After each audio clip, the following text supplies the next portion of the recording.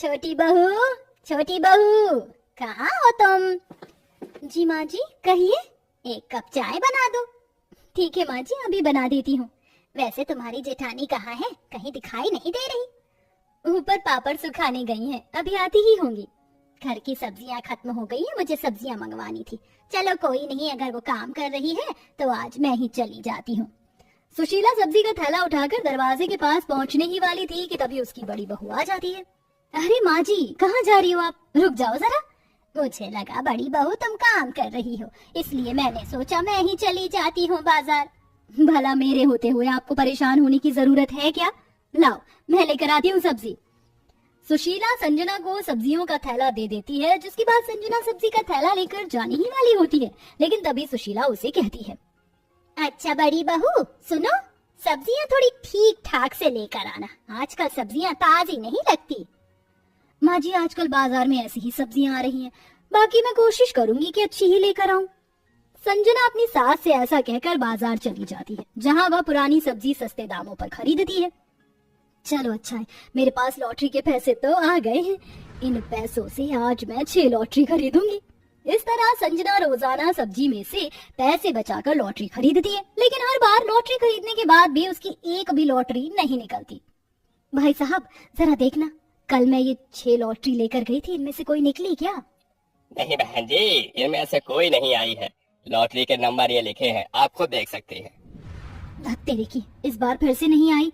कोई बात नहीं, क्या पता अगली बार आ जाए। भैया मुझे 5 लॉटरी और दे दो। संजना फिर से दुकान वाले से लॉटरी ले लेती है। जीतो और लॉटरी खेलो, जिसकी लॉटरी खुली उसको मिलेगा नगद 1 करोड़ का इनाम। आओ आओ लॉटरी खरीदो। ये सुनने के बाद संजना खुद से कहती है, जिस दिन मेरी लॉटरी खुल गई उस दिन तो मेरे पास पैसा ही पैसा होगा। भगवान की दुआ से मेरा ससुराल तो अच्छा है, लेकिन ससुराल में थोड़े पैसों की कमी है। लॉटरी खुलने के बाद तो मैं बहुत अमीर हो जाऊंगी। इस तरह संजना लॉटरी लेकर घर वापस आ जाती है। इसके बारे में घर में किसी को कुछ नहीं पता था। तो वहीं एक दिन संजना के कमरे में सुशीला लॉटरी देख लेती है। अरे ये क्या है? ये तो लॉटरी है। अब मुझे समझ आया, सब्जी मंडी से सस्ते दाम पर पुरानी सब्जी खरीद कर बहू पैसे बचाती है और फिर उन पैसों से लॉटरी खरीदती है।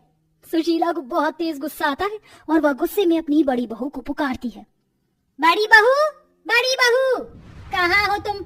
फौरन मेरे सामने आओ। क्या हुआ माँ जी, क्यों चिल्ला रही हो आप? ये सब क्या है? तुम सब्जी में से पैसे बचाकर लॉटरी खरीदती हो? कुछ नहीं माँ जी, ये तो बस ऐसे ही। आज के बाद तुम सब्जी लेने कभी नहीं जाओगी। सुशीला ऐसा गुस्से में कहकर चली जाती है, जिसके बाद अब सुशीला खुद ही सब्जी मंडी में सब्जी लेने जाती है। संजना को कई दिन हो जाते हैं और उसने एक भी लॉटरी नहीं खोली होती है। आज अगर मेरी लॉटरी खुल जाती तो मैं बहुत अमीर हो जाती, लेकिन माँ जी ने तो मेरे सपनों पर पानी ही फेर दिया। अब मुझे यहाँ कपड़े धोने पड़ रहे हैं। कपड़े धोते समय संजना को अपने पति की पैंट से कुछ पैसे मिल जाते हैं। अरे वाह, पैसे! इन पैसों से एक लॉटरी तो आ ही जाएगी। संजना कपड़े धोते हुए उन्हें वहीं छोड़ देती है, जिसके बाद वह लॉटरी खरीदने चली जाती है। हे भगवान, हे ऊपर वाले, ये मेरी अब आखिरी लॉटरी है। अगर ये लॉटरी नहीं खुली तो मैं फिर कभी भी लॉटरी नहीं खरीदूंगी। हर बार संजना 5 से 6 लॉटरी तो खरीदती ही थी, लेकिन इस बार उसके पास पैसे कम थे। वो सिर्फ एक ही लॉटरी खरीद पाती है। वो लॉटरी लेकर वापस घर आ जाती है और उसे संभाल कर रख देती है, जिसके बाद वह घर के काम करती। उस रात उसे ठीक से नींद भी नहीं आती। सारी रात वह करवटें बदलती रहती है। अरे ये क्या, सुबह के 10 बज गए हैं और मुझे पता भी नहीं चला। मुझे फौरन अपनी लॉटरी लेकर दुकान वाले के पास जाना चाहिए।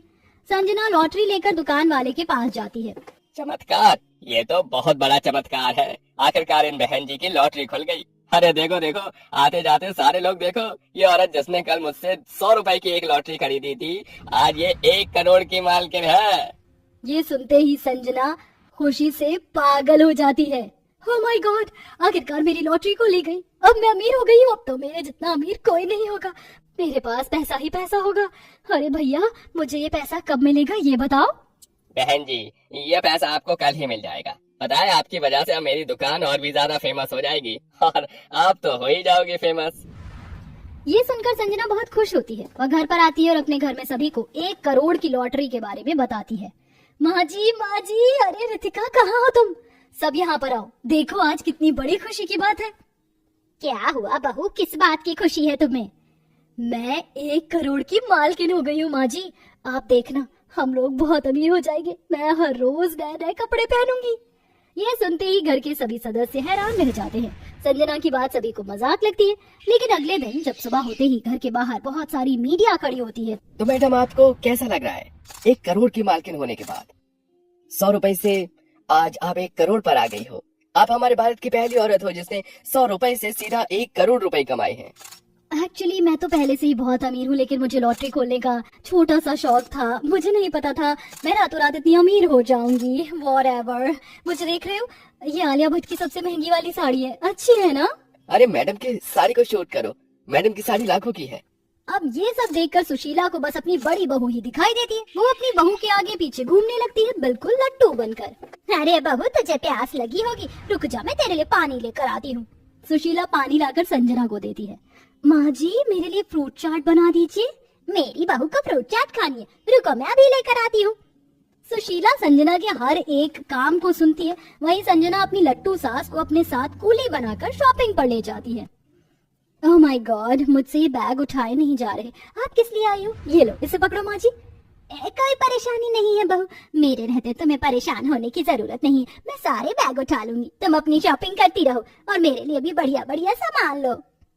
इतने सारे बैग्स उठाने की वजह से सुशीला की कमर अकड़ जाती है और उसकी सांस भी फूलने लगती है, लेकिन संजना उसके ऊपर जरा भी ध्यान नहीं देती। घर वापस आने के बाद संजना अपनी अमीरी का शो ऑफ सोशल मीडिया पर करने लगती है। उसी दौरान उसकी सास की बहुत ज्यादा तबीयत खराब हो जाती है।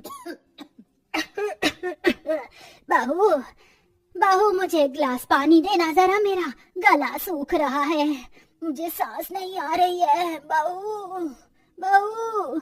अब इतना अमीर होने के बाद संजना कहाँ अपनी सास की बात सुनने वाली थी। उसे तो पैसों का शो ऑफ करना था।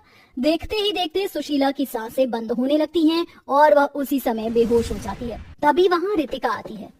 माँ जी, माँ जी, उठो माँ जी, ये आपको क्या हो गया है? हे भगवान, अब मैं क्या करूँ? मुझे एम्बुलेंस को फोन करना चाहिए। रितिका तुरंत एम्बुलेंस को फोन करती है और अकेले ही अपनी सास को अस्पताल लेकर जाती है, जहां सुशीला की हालत देखते ही उसे इमरजेंसी रूम में ले जाया जाता है और उसे ऑक्सीजन दी जाती है। इन द लास्ट मोमेंट अगर आप इन्हें समय पर हॉस्पिटल नहीं लेकर आती तो आज इनकी जान चली जाती। डॉक्टर सुशीला के सामने ये कहकर चले जाते हैं, जिसके बाद रितिका अपनी सास से कहती है, देखा माँ जी, जिन पैसों को देखकर आप जेठानी जी के पीछे लट्टू होकर घूम रही थी, आज उन्होंने आपकी तरफ नजर घुमाकर भी नहीं देखा। पैसा ही सब कुछ नहीं होता है माँ जी। सही कहा बहू तुमने, जिस तरह मैं पैसा देखकर बड़ी बहू के पीछे लट्टू बनकर घूम रही थी, बड़ी बहू ने मुझे जरा भी नहीं देखा। ये भी नहीं सोचा कि उस वक्त मेरी जान जा सकती थी। मुझे समझ आ गया है कि पैसा ही रिश्तों को खराब करता है।